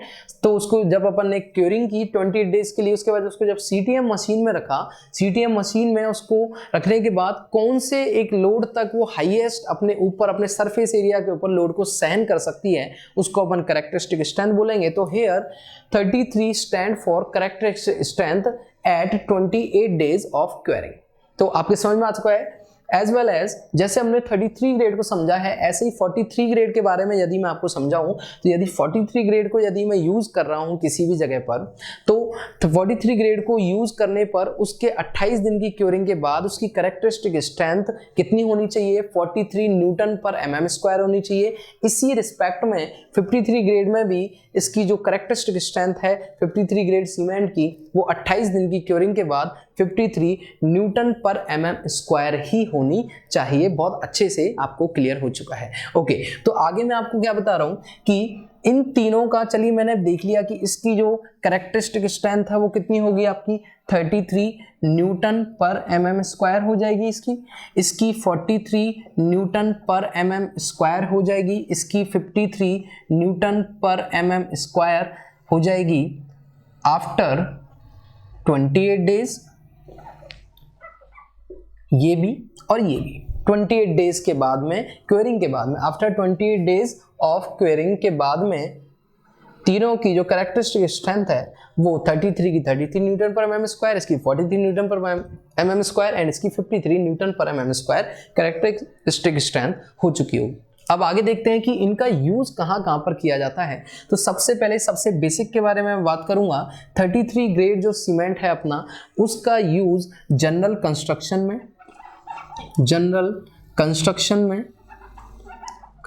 में या स्मॉल RCC वर्क्स में किया जाता है, स्मॉल RCC वर्क्स। तो समझ में आया होगा आपके कि यदि मैं यूज करना चाहता हूं 33 ग्रेड को, तो 33 ग्रेड आपका जनरल कंस्ट्रक्शन या स्मॉल RCC वर्क्स में आपका काम आ जाता है। ओके, नेक्स्ट जो सेकंड में बात कर रहा हूं, ध्यान रखें हमेशा सबसे इंपॉर्टेंट आपका सीमेंट है, दैट इज 43 ग्रेड। याद रखें RCC में सबसे ज्यादा काम में आने वाली कंक्रीट की ग्रेड, सीमेंट की ग्रेड कौन सी है, 43 ग्रेड। अगर यदि आपसे पूछता है क्वेश्चन एग्जाम में ऑब्जेक्टिव बेसिस पर भी, तो आप इजीली आंसर अप कर सकते हैं कि 43 ग्रेड सीमेंट सबसे ज्यादा RCC में यूज आता है। तो बेसिकली मैं क्या कह दूंगा इस जगह पर, इसके use all type of RCC work, जितने भी RCC वर्क होंगे उन सब में 43 ग्रेड सीमेंट का यूज सबसे ज्यादा किया जाएगा। Next one is 53 grade. तो देखें 53 ग्रेड का मैंने आपको बता चुका है, 28 दिन की क्वेरिंग के बाद जो इसकी स्ट्रेंथ है वो कितनी है, 53 न्यूटन पर mm स्क्वायर है। 20 डेज के क्वेरिंग के बाद कोड में इसका मेंशन कर चुका हूं। अब यदि इसका मैं यूज देखूंगा तो यूज इसका आप समझ सकते हैं कि जो हाई राइज बिल्डिंग्स होती हैं, हाई राइज बिल्डिंग्स में, या फिर आप कह सकते हैं हाई राइज बिल्डिंग्स और आप डैम में इसका यूज कर सकते हैं मीन मास कंक्रीटिंग के अंदर, मास कंक्रीटिंग सॉरी, या आप ब्रिजेस के अंदर इसको यूज कर सकते हैं। सो अभी हम देखेंगे कि सीमेंट का इंट्रोडक्शन एंड जो भी सीमेंट की आपके ग्रेड्स होती हैं मीन्स 33, 43, 53, उन ग्रेड्स को पढ़ने के बाद अभी हम देखने वाले हैं कि जो सीमेंट है वो मेनली किन कंपोनेंट से मिलकर बना हुआ है। तो यदि हम यहाँ पर सबसे पहले बात करते हैं कि जो सीमेंट है बेसिकली वो किससे कौन से दो ऐसे इंपॉर्टेंट कंपोनेंट हैं जिनसे मिलकर बना होता है। तो सबसे पहले अपन बात कर रहे हैं cement is made up from argillaceous compound and calcareous compound. तो दो आपके कंपाउंड हैं, argillaceous compound and calcareous compound. Calcareous compound तो देखेंगे कैल्सेरियस एंड आर्जिलेसियस कंपाउंड दोनों में कि जो आपका आर्जिलेसियस कंपाउंड है इसमें कौन कौन से पार्ट आ सकते हैं। फॉर एग्जाम्पल मैं यहाँ लिख देता हूँ क्ले एंड शेल। बेसिकली देखिए यहाँ पे सिंपल सा कॉन्सेप्ट है कि आर्जिल मैं काफ़ी बार यहाँ पे डिस्कस भी करता हूँ कि आर्जिल एक ग्रीक वर्ड है जिसका मेन मतलब है क्ले। क्ले पार्टिकल मींस ऐसे कंपोनेंट या ऐसे पार्टिकल जिनमें क्ले कंटेंट प्रीडोमिनेट करते हैं उन्हें हम आर्जिलेसियस कंपाउंड कहते हैं। फॉर एग्जांपल मैंने लिख चुका हूं यहाँ पे क्ले एंड शेल। तो अगर मैं बात करता हूँ कैल्सीरियस कंपाउंड की, तो कैल्सीरियस कंपाउंड वो कंपाउंड होते हैं जिनमें कैल्शियम कार्बोनेट मीन्स CaCO3 की मात्रा ज़्यादा होती है। तो या फिर कह सकते हैं CaCO3 या कैल्शियम कार्बोनेट प्रीडोमिनेट करता है तो उसे हम कहते हैं कैल्सीरियस कंपाउंड। तो यहाँ देखें calcareous compound and argillaceous compound in दोनों से बेसिकली मिलके हमारा बनता है सीमेंट। लेकिन यहाँ पर इतना ही समझना हमारे लिए बिल्कुल भी सफिशिएंट नहीं होगा कि सीमेंट ओनली इन दोनों से मिलकर बना हुआ है तो क्या यहाँ पर सफिशिएंट हो चुका है, नहीं। अब हम आगे जो देखने वाले हैं कि सीमेंट के अदर इंग्रेडिएंट जिनसे मिलकर कंप्लीटली सीमेंट की मैन्युफैक्चरिंग होगी वो कौन कौन से हैं। तो आपके सामने कुछ एक नाम लिखे हुए हैं, इंपॉर्टेंट नाम है जो, तो देखेंगे सबसे पहले कि कंपोनेंट ऑफ सीमेंट में कौन कौन से यूज करेंगे अपन नाम। यहीं पर साथ में देख सकते हैं कि कैल्सीरियस कंपाउंड जो आपके थे इनमें आप लाइमस्टोन, एग्जाम्पल की बात करें तो आप लाइमस्टोन या चौक, इस टाइप के कुछ कंपोनेंट का यूज आप ले सकते हैं। तो अपने समझ में आ रहा है कि जो सीमेंट है दो कंपोनेंट से मिलकर बना है बेसिकली, लेकिन इसके और भी इंग्रेडिएंट है जिनका डिस्कशन करना काफ़ी ज़्यादा इंपॉर्टेंट है। तो सबसे पहले देखेंगे हम यहाँ पर कंपोनेंट ऑफ सीमेंट में कि कौन सा कंपोनेंट किस परसेंटेज में या किस रेशियो में मिलाया जाता है सीमेंट की मैन्युफैक्चरिंग के लिए। तो सबसे पहले देख रहे हैं लाइम को। तो लाइम के लिए यदि मैं इसका केमिकल फॉर्मूला भी साथ साथ बताऊँ आपको, that is CaO, calcium oxide. तो याद रखेंगे जब सीमेंट यूज़ नहीं करते तो उससे पहले लाइम यूज किया करते थे, मींस लाइम से ही आगे इसको मॉडिफाइड वर्जन में हम सीमेंट की फॉर्म देने वाले हैं। तो लाइम आपका फर्स्ट सबसे ज्यादा इंपॉर्टेंट इंग्रेडिएंट होगा जो कि सीमेंट की मैन्युफैक्चरिंग में काम आएगा। So the first very important ingredient of cement is lime which is lies in the manufacturing और रेशियो बिटवीन 62 to 65%। तो इसका परसेंटेज 62 से 65 रहता है सीमेंट की मैन्युफैक्चरिंग में। यदि मैं बात करता हूँ सिलिका की, इसका केमिकल फॉर्मूला होगा SiO2 एंड इसकी जो परसेंटेज होगी वो 17 to 25% होगी। यदि मैं बात करता हूँ एल्यूमिना की, तो देखेंगे एल्यूमिना मीन्स इसका केमिकल फॉर्मूला होगा Al2O3। तो Al2O3 की जो केमिकल कंपोजिशन यहाँ पे दिखा रखी है दैट इज 3 to 8%। ओके, यदि अपन बात कर रहे हैं आयरन ऑक्साइड की, तो देखें iron oxide means Fe2O3 chemical formula हो गया एंड इसकी percentage 3 to 4%। The magnesia is the chemical formula is MgO and the percentage is 1 to 3%। Next is sulphur, sulphur is 1 to 3% as well as magnesia also 1 to 3%। तो अपने यहाँ से समझ में आया है कि कौन कौन से इंग्रेडिएंट किस किस परसेंटेज में सीमेंट में मिले होंगे। यदि मैं यहाँ पे देखता हूँ सीमेंट के आर्जिलेसियस एंड कैल्सीरियस कंपाउंड हम जान चुके हैं। तो अब कई लोग बोलेंगे कि सर यहाँ पे बहुत कंफ्यूजन रहता है कि ब्रिक के इंग्रेडिएंट्स को समझाने में या ब्रिक के इंग्रेडिएंट्स को रिकॉल करने में कंफ्यूजन हो जाता है, दोनों आपस में परसेंटेज में थोड़ा सा डिस्कशन करते टाइम कंफ्यूजन हो जाता है, एग्जाम में क्वेश्चन को फेस करते टाइम अपने को कंफ्यूजन होती है। तो मैं यहाँ पर आपको एक ट्रिक बताने वाला हूँ जिससे आप बहुत अच्छे से समझ पाएंगे कि इस डायग्राम को या इस पूरे इस टेबल को किस तरीके से याद रखा जाए। तो मैं आपको एक ट्रिक बता रहा हूं, तो देखेंगे इस ट्रिक को। द ट्रिक इज लॉस में है एम्स। तो यहां से आपको एक ट्रिक समझ में आ रही है। मैंने लिखा है लॉस में है एम्स। तो यहाँ से आपको सिस्टम समझ में आ रहा होगा कि मैंने ओनली LSAIMS इन वर्ड्स को छोड़कर सभी को मैंने स्मॉल लेटर बनाया है। तो यहाँ पर अपन बेसिकली इस ट्रिक का देखिए, इसका पूरा एक्सप्लेनेशन मैं आपको समझाता हूँ जिससे आप कभी भी कंफ्यूज नहीं हो पाएंगे। आगे जब अपन ब्रिक पढ़ेंगे तो ब्रिक के बारे में मैं आपको बताऊंगा कि एक ऐसी ही ट्रिक जिससे कि आप याद रख सकते हैं इसके इंग्रेडिएंट के डिसेंडिंग और असेंडिंग ऑर्डर को। तो देखेंगे, the L stand for lime here, the S stand for silica here, the A stand for alumina, I stand for iron oxide, M stand for magnesia, and S stand for sulfur।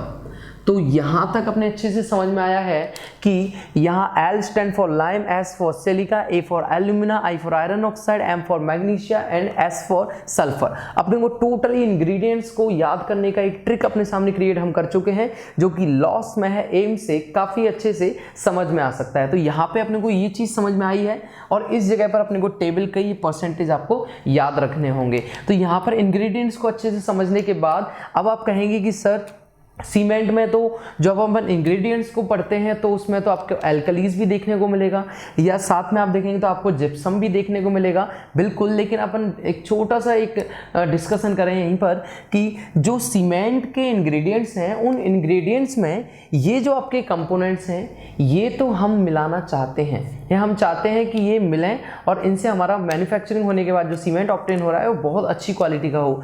लेकिन यदि मैं बात करता हूँ कि अगर कोई confusion ऐसा होता ही नहीं कि मुझे इसमें जिप्सम मिलाने की ज़रूरत होती तो मैं क्यों मिलाता। जिप्सम को मिलाने का एक रीज़न है, लेकिन वो जब इन सब को मिलाया जा रहा होता है तब नहीं मिलाया जाता। उसको हम जब मैन्युफैक्चरिंग कर रहे होते हैं तो उसमें कुछ स्टेजेस को कंप्लीट करने के बाद में हम उसे ग्राइंडिंग के टाइम पर मिलाते हैं। तो उसके रीज़न अपन देखेंगे। तो यहीं पर मैं साथ में आपके लिए डिस्कशन कर देता हूँ। तो चलिए अपन नेक्स्ट जो डिस्कशन में दोनों उन इंग्रेडिएंट के बारे में बात कर रहे हैं जो कि आप एक्स्ट्रा देखते हैं। तो द फर्स्ट इज alkalis,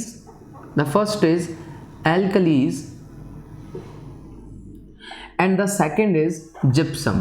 तो इन दोनों के बारे में ही अपन देख रहे थे कि एल्कलीज एंड जिप्सम में दोनों ही जो पॉइंट हैं इनके बारे में जो कि आपको इस टेबल में देखने को नहीं मिले थे और इस ट्रिक में देखने को भी नहीं मिले थे। तो देखें, एल्कलीज का जो परसेंटेज अगर मैं बात करता हूँ that is 0.1 to 1%, and the percentage of gypsum in the cement manufacturing is 4 to 5%। Basically अपन 4% को यूज़ करते हैं जिप्सम की परसेंटेज इन सीमेंट मैन्युफैक्चरिंग। तो देखते हैं एक बार कि कौन सा इंग्रेडिएंट क्या काम करता है, उसके अकॉर्डिंग ही हम समझ पाएंगे कि आगे जाकर एल्कलीज एंड जिप्सम के जो भी यूजेस हैं या फिर इनको क्यों मिलाया जा रहा है। तो सबसे पहले अपन बात करेंगे लाइम के बारे में। तो लाइम का परसेंटेज आपको दिख रहा है सबसे ज़्यादा है। तो यहाँ पर मैं एक और पॉइंट आपके लिए लिख देता हूँ, मोस्ट इम्पॉर्टेंट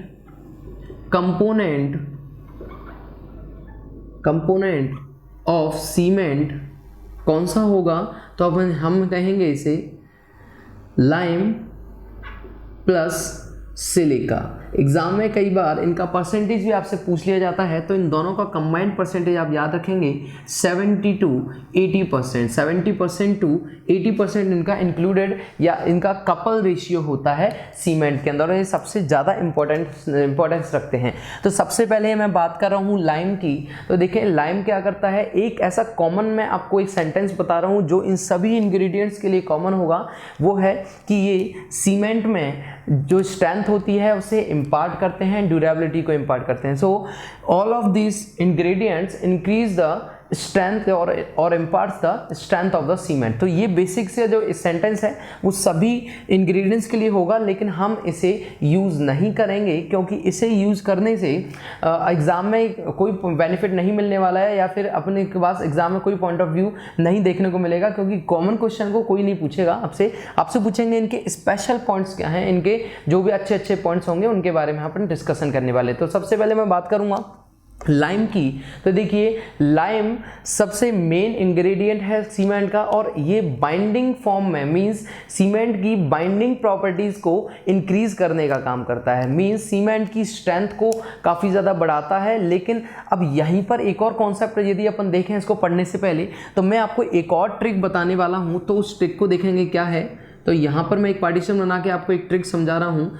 तो आपने सिविल इंजीनियरिंग में एक सब्जेक्ट है आरसीसी रेनफोर्स सीमेंट कंक्रीट, जो बहुत अच्छा सब्जेक्ट होगा, इसे भी अपन आगे डिस्कशन का भी करेंगे। तो देखें ट्रिक यदि अपन देखते हैं तो यहाँ पर आपको देखने को मिलेगा कि मैं लिख रहा हूँ LSM। आरसीसी के अंदर इस LSM की फुल फॉर्म होती है लिमिट स्टेट मेथड, लेकिन यहाँ पर अपन सीमेंट में इसे ट्रिक के रूप में यूज कर रहे हैं। L for lime, S for sulphur and M for magnesia. तो आपको 3 नाम देखने को मिले हैं, L for lime, S for sulphur, M for magnesia. तो तीनों ही नाम अपने अच्छे से देख लिए। LSM इनकी ट्रिक है याद करने का, मैंने इनको क्यों याद कराया उसको भी अपन देखें। तो देखिए LSM ये पूरा का पूरा कॉन्सेप्ट एक वर्ड से रिलेट करता है, दैट इज साउंडनेस। तो मैंने इस ट्रिक को रिलेट किया है साउंडनेस से। तो देखिए साउंडनेस के बारे में हम आगे डिस्कशन भी करेंगे। इसका एक सीमेंट के जब टेस्ट हम पढ़ेंगे तो साउंडनेस टेस्ट वहाँ पे एक इंपॉर्टेंट टेस्ट की फॉर्म में देखने को मिलता है। तो उससे पहले हम देखते हैं कि जो साउंडनेस वर्ड है ये रिलेट करता है लाइम सल्फर एंड मैग्नीशिया से। तो देखें लाइम के लिए भी साउंडनेस, लाइम की रीजन से भी, लाइम की वजह से साउंडनेस टेस्ट किया जाता है, सल्फर की वजह से भी एंड मैग्नीशिया की वजह से भी। तो तीनों के वजह से हम साउंडनेस टेस्ट करते हैं। तो इनका एक कपल हम याद कर सकते हैं कि L for lime, S for sulphur and M for magnesia, completely it becomes LSM। तो अपने को एक ट्रिक याद हो गया। सबसे पहले मैं बात करूंगा, जब अपन लाइम को देख रहे हैं तो लाइम बाइंडिंग फॉर्म या बाइंडिंग मटेरियल या बाइंडिंग प्रॉपर्टीज को इंक्रीज करता ही है, लेकिन साथ में सीमेंट को की साउंडनेस को भी इम्पार्ट करता है। तो यदि मान लीजिए मैंने इसको यदि बेसिक इस फॉर्म में लिखा जाए तो यहाँ पर एक इंपॉर्टेंट पॉइंट इसके लिए हम लिख सकते हैं, दैट इज साउंडनेस। तो एक कॉमन पॉइंट रिमार्क के फॉर्म में मैं यहाँ पर लिख रहा हूँ कि ये आपका साउंडनेस के लिए इंपॉर्टेंट होता है। चलिए ठीक है, साउंडनेस के लिए ये वाला वर्ड इंपॉर्टेंट हो गया। तो यदि आप सीमेंट में इस कंपोनेंट को, इस इंग्रेडिएंट को इंक्रीज करेंगे तो वहाँ पर सीमेंट अनसाउंड हो जाएगा, और यदि इसको आप कम मात्रा में मिलाएंगे तो सीमेंट वीक हो जाएगा। तो यहाँ पर लाइम के लिए हम देख चुके हैं। The next one is silica.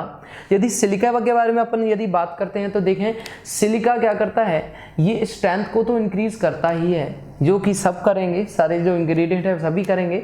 लेकिन यदि मैं बात करता हूँ सिलिका की, तो देखिए सिलिका स्ट्रेंथ को ज़्यादा मात्रा में यदि मैं मिला देता हूँ सिलिका को, तो सिलिका स्ट्रेंथ को तो इंक्रीज करता है, लेकिन साथ में सेटिंग टाइम को भी इंक्रीज कर देता है। Means prolongation of setting time also increases, और prolongation of setting time also occurs with increasing in strength if we increase the percentage of silica in cement। तो अपने पास सीमेंट के जो परसेंटेज, सीमेंट में जो सिलिका की परसेंटेज है उसके साथ में यदि मैं थोड़ा सा भी ऊपर नीचे इंक्रीमेंट डिक्रीमेंट करता हूं तो वहां पर भी अपने को चेंजेस देखने को मिल जाते हैं। The next one is alumina. So alumina have the 3 to 8% in cement manufacturing. तो याद रखेंगे कि एल्यूमिना यदि आपने मिलाया है तो ये सब बहुत ही अच्छा एक अपने पास रिस्पॉन्सिबल होता है सेटिंग टाइम के लिए। मीन्स यदि मैं बात करता हूँ कि क्विक सेटिंग टाइम या फिर कह सकते हैं क्विक सेटिंग के लिए एल्यूमिना रिस्पॉन्सिबल होता है। यदि मैं इसको रिमार्क करता हूं यहीं पर तो मैं यहाँ लिख सकता हूं क्विक सेटिंग। क्विक सेटिंग इसका मतलब यह है कि सीमेंट में एल्यूमिना को मिलाने पर ये क्विक सेटिंग के लिए रिस्पॉन्सिबल होता है। मींस अब देखिए आप कहेंगे कि सर क्विक सेटिंग तो अच्छा नहीं है, नहीं मैं क्विक सेट, देखिए 3 वर्ड्स होते हैं, initial setting time, final setting time and quick setting.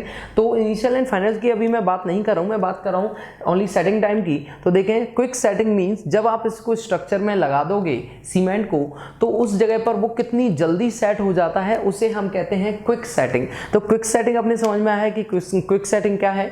Okay, तो देखिए ये क्विक सेटिंग के लिए तो रिस्पॉन्सिबल है ही, लेकिन साथ में याद रखेंगे जब हम मैन्युफैक्चरिंग कर रहे होते हैं रोटरी क्लिन के अंदर अपने सीमेंट को, तो वहां पर अब कभी जो नोड्यूल्स बनते हैं हाई टेम्परेचर की वजह से जो नोड्यूल्स क्रिएट होंगे जो 3 to 20 mm के होते हैं जिन्हें हम क्लिंकर्स कहते हैं। तो वो क्लिंकर्स आपके लो टेम्परेचर मीन्स उसका टेम्परेचर लो करना पड़ेगा हमें जब हम उनको ग्राइंडिंग प्रोसेस के लिए प्रोसीड करेंगे आगे।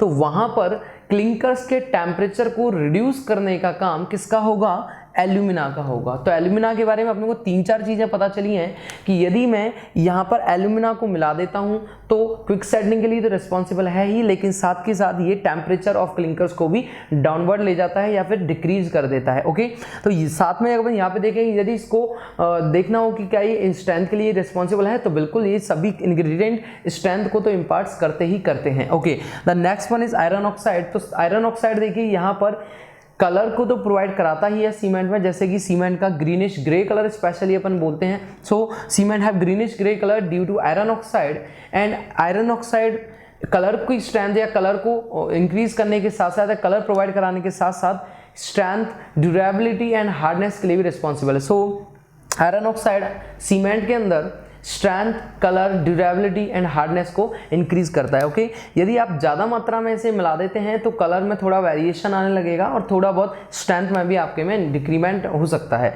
ठीक है, नेक्स्ट अपन बात कर रहे हैं मैग्नीशिया के लिए। तो देखें, मैंने अब वापस से एक बार डिस्कस कर लेता हूँ कि यहाँ पर वापस से एक शब्द आ चुका है मैग्नीशिया। तो ये जो मैग्नीशिया शब्द है, ये शब्द आपका रिलेट कर रहा है वापस से साउंडनेस से, जिस तरीके से लाइम रिलेट कर रहा था साउंडनेस से। तो यहीं पर अपन देख सकते हैं कि मैग्नीशिया भी किसके लिए जिम्मेदार होता है, मैग्नीशिया भी साउंडनेस के लिए जिम्मेदार होता है। तो मैग्नीशिया के बारे में अपन अच्छे से जान चुके हैं।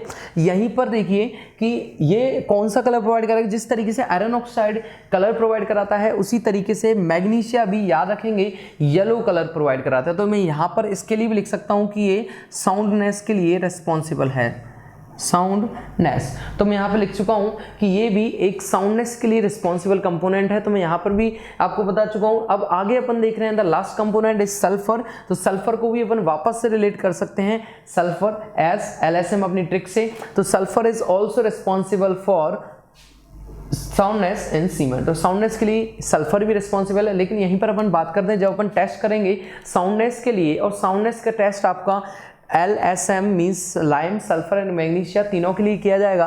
तो वहाँ पर याद रखेंगे कि साउंडनेस जो आपका टेस्ट है वो लाइम के लिए ली चैटली एपरेटस से किया जाता है, मैग्नीशिया के लिए ऑटोक्लेव एपरेटस से, लेकिन अभी तक कोई भी टेस्ट सल्फर के लिए साउंडनेस चेक करने के लिए अवेलेबल मार्केट में नहीं है। तो याद रखेंगे आप कि किसके लिए कौन सा टेस्ट है, जिनको अपन आगे भी डिस्कस करेंगे जब मैं साउंडनेस टेस्ट पढ़ाऊंगा। तो यहाँ पर अपन देख चुके हैं कौन सा इंग्रेडिएंट क्या काम कर रहा है और उसको कितनी परसेंटेज में मिलाना चाहिए। अब अपन देखें कि एल्कलीज के बारे में। तो मैंने कहा था कि एल्कलीज को मैं अलग से इंग्रेडिएंट में क्यों लिखा, इस टेबल में या स्ट्रिक में मैंने इनको कंबाइन क्यों नहीं किया। तो देखें, फॉर एग्जाम्पल मान लीजिए मुझे लेमन वाटर बनाना है, नींबू की शिकंजी मुझे बनानी है। तो यदि मैं उसमें वाटर, चलिए देख लेते हैं, सबसे पहले वाटर जो होता है क्रिस्टल क्लियर होता है, उसके बाद हम उसमें शुगर डालेंगे और उसके बाद हम उसमें लेमन वाटर या लेमन या नींबू का रस डालेंगे। तो हम नहीं चाहते हैं कि जब हम लेमन वाटर बना रहे हैं तो नींबू के सीड्स या नींबू के जो बीज हैं वो आपके उस ग्लास के अंदर या फिर आप जिस पॉट में बना रहे हैं उसमें गिरें। लेकिन हम जानते हैं कि कहीं ना कहीं से किसी ना किसी तरीके से वो बीज या सीड्स ऑफ लेमन वाटर के अंदर गिर जाते हैं, जिससे कि लेकिन हम चाहते नहीं है कि वो गिरें, लेकिन फिर भी वो गिर रहे हैं। तो इसी तरीके से जो आपका कंक्रीट या कंक्रीट में यूज करेंगे सीमेंट, जो आपका सीमेंट है उसमें भी हम नहीं चाहते हैं कि एल्कलीज वहाँ पर आए या एल्कलीज हमारे सीमेंट के अंदर हों, लेकिन किसी ना किसी गलती से या किसी ना किसी रीज़न से ये एल्कलीज भी कुछ ना कुछ परसेंटेज में इंक्लूडेड होते हैं इन द सीमेंट मैन्युफैक्चरिंग। तो एल्कलीज में यदि अपन बात करें तो आपने देखा होगा सोडा, लाइम, पोटास, इन सभी के बारे में भी अपन डिस्कस करते हैं। तो एल्कलीज बहुत ही बेसिक एक इम्प्योरिटी होती है और ये अनडिजायरेबल इम्प्योरिटी होती है सीमेंट की। आपने एक शब्द सुना होगा एफ्लोरेंस, जिसको सिंपली बोलूँ तो खार जिसको अपन बोलते हैं सिंपली अपनी लैंग्वेज में। कई बार देखा होगा स्ट्रक्चर में जब अपन सीमेंट को यूज़ करते हैं तो बारिश के मौसम में या पर पानी भरने की वजह से या सीपेज की वजह से या फिर डैम्पिंग की वजह से वहाँ पर देखा होगा आपने कि जो अपने स्ट्रक्चर होता है, सरफेस होता है, उस वॉल पर वाइट कलर के पैचेज, वाइट ग्रे कलर के पैचेज, धब्बे या लाइंस उस जगह पर वेव्स दिखाई देने लगती हैं, उनको अपन कहते हैं एफ्लोरेंस। उसका मेन रीज़न है आपका एल्कलीज। तो एल्कलीज मीन्स सोडा, पोटास या माइक्रो ऑर्गेनिज्म, ये सारी चीज़ें किसके अंदर आती हैं, एल्कलीज के अंदर। क्या करते हैं ये एल्कलीज कि ये पानी जब स्ट्रक्चर में होता है उस पानी को ये एब्जॉर्ब कर लेते हैं, ये सोख लेते हैं, अपने अंदर इकट्ठा कर लेते हैं, और समय आने पर, एक समय पर अपने अंदर से उस पानी की मात्रा, उस मॉइस्चर को उस सरफेस पर, उस स्ट्रक्चर के सरफेस पर क्या कर देते हैं, लिबरेट कर देते हैं, बाहर निकाल देते हैं, उगल देते हैं। तो उससे क्या होता है, स्ट्रक्चर पर वाइट और ग्रे कलर के पैचेस क्रिएट हो जाते हैं, जिनको अपन कहते हैं स्टेनिंग या एफ्लोरेंस। तो आपको समझ में आया कि ये क्यों अनडिजायरेबल है, ये नहीं होना चाहिए अपने स्ट्रक्चर के अंदर। तो ये समझ में आ चुका है। लास्ट वन है जिप्सम। तो मैं आपको जिप्सम के बारे में बिल्कुल इंट्रोडक्शन दे चुका हूँ कि ये केमिकली प्रेसिपिटेटेड सेडिमेंट्री रॉक होती है, जिसका फॉर्मूला CaSO4.2H2O, जिसमें CaSO4 की value 79.1 and 2H2O means hydro की वाटर, हाइड्रो या जल की जो मात्रा, पानी की जो मात्रा है वाटर की, वो 20.9% होती है। साथ में जिप्सम एक मिनरल और रॉक दोनों होता है। सीमेंट में ये रिटार्डर का काम करता है और परसेंटेज इसकी 3 to 4 या कई बार इसके 4 to 5 वेरिएट कर जाती है। तो 4 to 5% बेसिकली यदि SSC की बात करें तो वो इसको 4% मानती है। यदि आपको फ्रैक्शन बिना किसी एक लिमिट में दिया गया है तो आप डायरेक्ट इसको 4% पे आंसर को भी क्लिक करेंगे। तो आपके समझ में आया अब जिप्सम का क्या काम है। तो मैं एक लाइन में बता देता हूँ, देन आगे अपन इसको अच्छे से समझेंगे कि जिप्सम का मतलब है आपका कि ये सीमेंट में इनिशियल सेटिंग टाइम को इंक्रीज कर देता है, इनिशियल सेटिंग टाइम को इंक्रीज कर देता है। अब यहाँ पर अपन आगे इस सिस्टम को पहुँचाने से पहले या आगे बढ़ने से पहले मैं आपको क्या समझाना चाह रहा हूँ कि चलिए ठीक है, जिप्सम मैंने बता दिया या जो काम कर रहा है ये इनिशियल सेटिंग टाइम जो भी है। अपन 3 नामों के बारे में डिस्कशन अब कर रहे हैं। एक वर्ड है आपका setting time, the second word is initial setting time, the last word is final setting time. तो देखें, आप बेसिकली जानते हैं setting time means, setting means hard होना। स्ट्रक्चर में लगने के बाद, स्ट्रक्चर में जैसे ही अपन सीमेंट को जिस स्ट्रक्चर में यूज़ करेंगे उसमें जब वो हार्ड हो जाएगा, अपनी स्ट्रेंथ को गेन करना स्टार्ट कर देगा, तो हम उसको जनरली बोलेंगे सेटिंग। मैं तीनों के बारे में डिफरेंशिएट क्रिएट कर रहा हूँ कि setting, initial setting time and final setting time में क्या मतलब होता है। तो setting time generally means hardening of cement in A structure is called setting time. Setting time means किसी स्ट्रक्चर में यदि कोई आपका सीमेंट हार्ड हो रहा है तो उसको अपन क्या बोलेंगे, सेटिंग टाइम बोल देंगे। The second one is initial setting time. Initial setting time means एक ऐसा टाइम जब तक उस सीमेंट को स्ट्रक्चर में लगाया जा सकता है, मीन्स कि एक ऐसा टाइम जिसके बाद सीमेंट फाइनली एक डेफिनेट पोर्शन में या फिर एक डेफिनेट शेप में चेंज हो जाएगा, उसके बाद उसमें चेंज नहीं कर सकते। तो जितने टाइम तक अपन उसको बिना फाइनली परमानेंट चेंज हुए यूज़ किए कर सकते हैं, यानी कि जब तक वो अपने पास है और स्ट्रक्चर में नहीं लगा है, उसको अपन बोलेंगे initial setting time. And final setting time means जब स्ट्रक्चर में वो लग चुका है एंड हार्ड हो चुका है और यदि उस पर कोई एक नेब या कोई नाइफ लेके अपने उसको पेनिट्रेट करेंगे, कोई नीडल को पेनिट्रेट करेंगे, तो वो नीडल उसमें पेनिट्रेट नहीं होगी, तो हम उसको बोलेंगे फाइनल सेटिंग टाइम, यानी कि वो कंप्लीटली अपनी स्ट्रेंथ को गेन कर चुका है, हार्ड हो चुका है। तो तीनों शब्दों के बारे में आपको अच्छे से ये चीज़ पता चली है। ओके, तो अगला देखें, जो अगला अपन जो पॉइंट पढ़ रहे हैं दैट इज जो अपन इनके प्रॉपर्टीज़ के बारे में आई होप आज अच्छे से समझ चुके हो। इंपॉर्टेंट नोट यदि मैं आपको बताऊं तो एग्जाम में पूछा जाता है आपसे, एग्जाम में आपसे पूछ लेगा कोई भी कि ऐसे कौन से 2 कंपोनेंट हैं सीमेंट के जो कि आपके काम आते हैं मेन फॉर्म में सीमेंट के अंदर। तो आपको आंसर क्या देना है, लाइम एंड सिलिका। एग्जाम में कई बार पूछ लेता है कि लाइम एंड सिलिका की कंबाइन जो परसेंटेज है वो कितनी होती है। तो याद रखेंगे आप 70 to 80% लाइम या सिलिका की वैल्यू होती है। आई होप अंडरस्टैंडिंग है।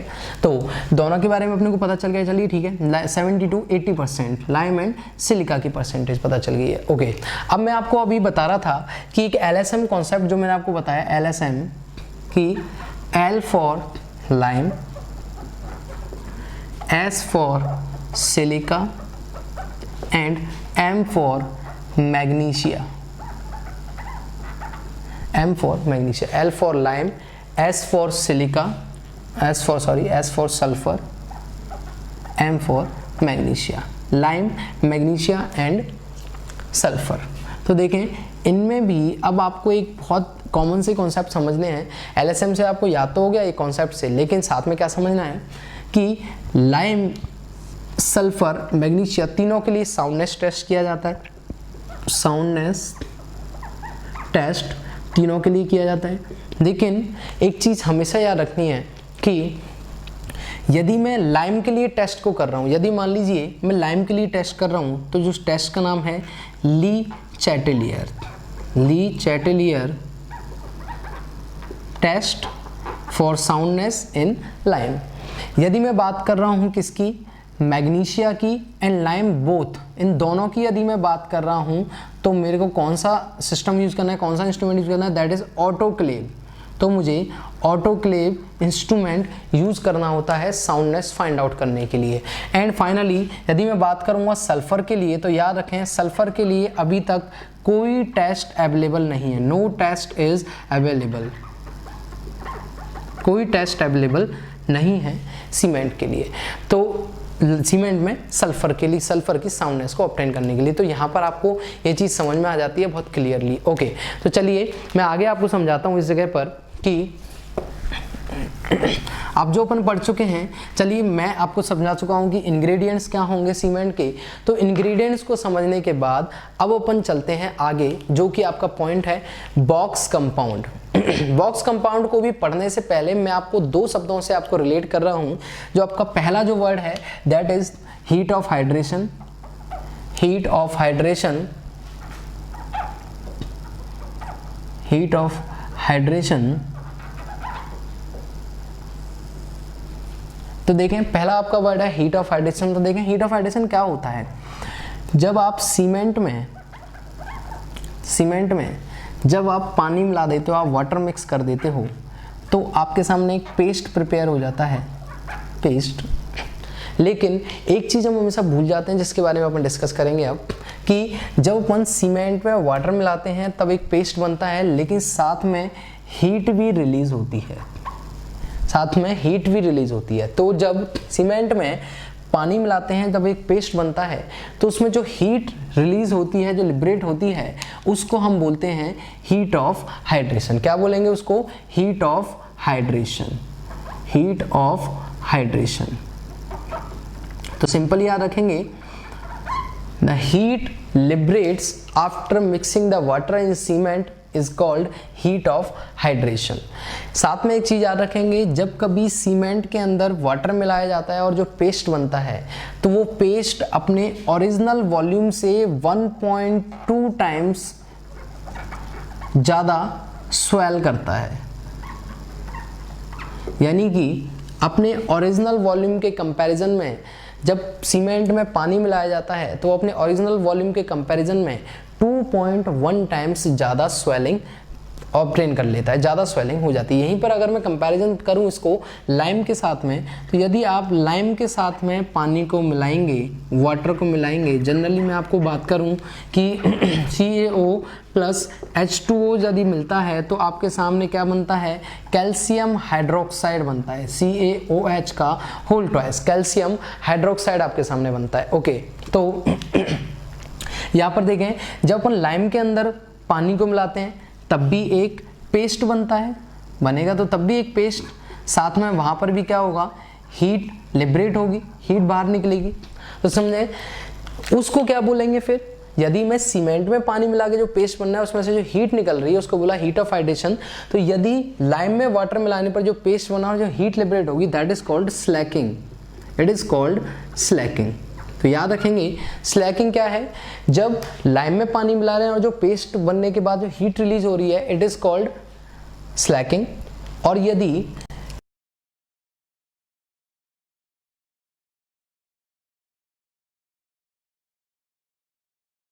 और जो पेस्ट बना और जो हीट रिलीज हुई उसको अपन क्या बोलेंगे? Heat of hydration. सीमेंट में पानी मिलाने पर ये अपने ओरिजिनल वॉल्यूम से 2.1 टाइम्स फूल जाता है। यहीं पर यदि लाइम की बात करें तो लाइम में पानी मिलाने पर यह अपने ओरिजिनल वॉल्यूम से 2.3 टाइम्स ज़्यादा फूल जाता है या स्वेलिंग हो जाती है। ये आपको समझ में आया है। ओके, अब ये आपको जब समझ में आया है तो अब आगे आपको जब मैं बॉक कंपाउंड पढ़ा रहा हूँ, आगे जब अपन बॉक कंपाउंड के बारे में डिस्कस करेंगे तो आपको बहुत अच्छे से समझ में आएगा कि क्या होता है बॉक कंपाउंड। तो देखिए बॉक कंपाउंड क्या है।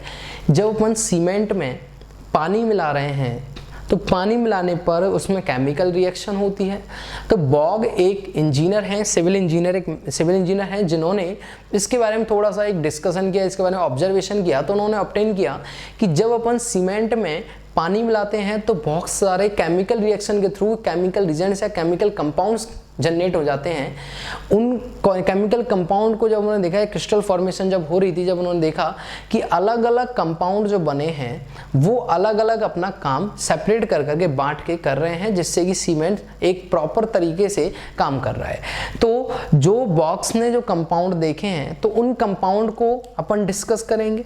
उन कंपाउंड के साथ में क्या हुआ, बाद में ली चैटलियर एंड बोरहेमन ने जो रिसर्चेस किए, उन्होंने भी इस तरीके के कुछ कंपाउंड देखे और उन्हीं कंपाउंड को रिलेट किया बॉग के कंपाउंड के साथ, और उन्होंने अपने तरीके से उनको नाम दिया, अपने तरीके से उनका नामकरण किया। तो उन सभी कंपाउंड के बारे में जो बॉग ने रिसर्च किया और बाद में उन्हीं का नामकरण अलग तरीके से किया ली चैटलियर एंड बोरहेमन ने, तो उन दोनों के बारे में ही अपन डिस्कस करेंगे अच्छे से अगले पार्ट में। तो अगला जो पार्ट आपका मैं बता रहा हूँ दैट इज बॉक्स कंपाउंड। तो देखें, जब कभी अपन सीमेंट के अंदर वाटर मिक्स करते हैं तो केमिकल रिएक्शन आपकी होगी, केमिकल रिएक्शन आपकी होगी, और उस केमिकल रिएक्शन के थ्रू आपके सामने केमिकल कंपाउंड बनने लगेंगे, केमिकल कंपाउंड बनने लगेंगे, जिन केमिकल कंपाउंड को हम कहेंगे बॉक्स कंपाउंड, बॉक्स कंपाउंड। और बॉग ने 4 कंपाउंड अपने सामने रखे। पहला आपका कंपाउंड था C4AF, the second one compound is C3A, third is C3S and fourth is C2S। अभी मैं इनको रैंडमली लिख रहा हूँ किसी भी सीक्वेंस में, लेकिन बाद में अपन इनको समझेंगे इनके परसेंटेज के अकॉर्डिंग, इनकी स्ट्रेंथ के अकॉर्डिंग, हीट ऑफ हाइड्रेशन के अकॉर्डिंग, रेट ऑफ हाइड्रेशन के अकॉर्डिंग, या फिर केमिकल कंपोजिशन या केमिकल रिएक्शन के अकॉर्डिंग, कंट्रीब्यूशन इन स्ट्रेंथ के अकॉर्डिंग। इन सब के अकॉर्डिंग मैं आपको डिसेंडिंग असेंडिंग ऑर्डर भी इनके समझाऊंगा। साथ में इनका नाम क्या है, किसको एलाइट नाम दिया गया, बोरहेमन एंड ली चैटलियर किसको एलाइट, किसको बेलाइट, किसको सेलाइट एंड किसको फिलाइट नाम दिया गया। तो इन सब के बारे में डिस्कस करूँगा। यदि मैं बात करूँ इसके बारे में C4AF, दैट इज टेट्रा। देखिए C3 आप समझ सकते हैं 3 कैल्शियम 3 कार्बन के प्रोडक्ट हैं, मींस ट्राई। कैल्शियम के जो सॉरी कैल्शियम के यदि 3 कंपाउंड है तो समझ सकते हैं आप ट्राई, 4 हैं तो टेट्रा, 2 हैं तो डाई। ओके, तो टेट्रा कैल्शियम एल्यूमिनो फेरेट, इसका नाम है टेट्रा कैल्शियम एल्यूमिनो फेरेट। इसका नाम है tri calcium aluminium, tri calcium alumina. This is tri calcium silicate and it is dicalcium silicate। तो देखें C4AF tetra calcium alumino ferrite, tri calcium alumino silicate and tri calcium silicate and di calcium silicate. Tetra calcium alumino ferrite, tri calcium aluminate या tri calcium silicate, di calcium silicate. तो इनके नाम साथ में इनके formula भी यदि मैं देखूं तो देखें 4CaO.Al2O3.Fe2O3, next one is 3CaO.Al2O3, 3CaO.SiO2, 2CaO.SiO2। तो बॉग के अकॉर्डिंग जो कंपाउंड बने हैं आपके सीमेंट में जब अपन वाटर मिक्स करते हैं केमिकल रिएक्शन के थ्रू, जो केमिकल कंपाउंड बने हैं these are called box compound. इनकी जो रिसर्चेज है वो बॉग ने की थी, इसलिए उनके नाम पर ही इनका कंपाउंड का नाम दिया गया है बॉक्स कंपाउंड। अब 4 तरीके के कंपाउंड इन्होंने देखे C4AF, tri calcium alumino, tetra calcium aluminoferrite, tri calcium aluminate, tri calcium silicate and di calcium silicate. तो इन चारों के बारे में अपन डिस्कस करेंगे कि कौन क्या काम करता है और बोर हार्मोन और लेइच एटली किस तरीके से इसके बारे में डिस्कस करते हैं। Okay, thank you so much.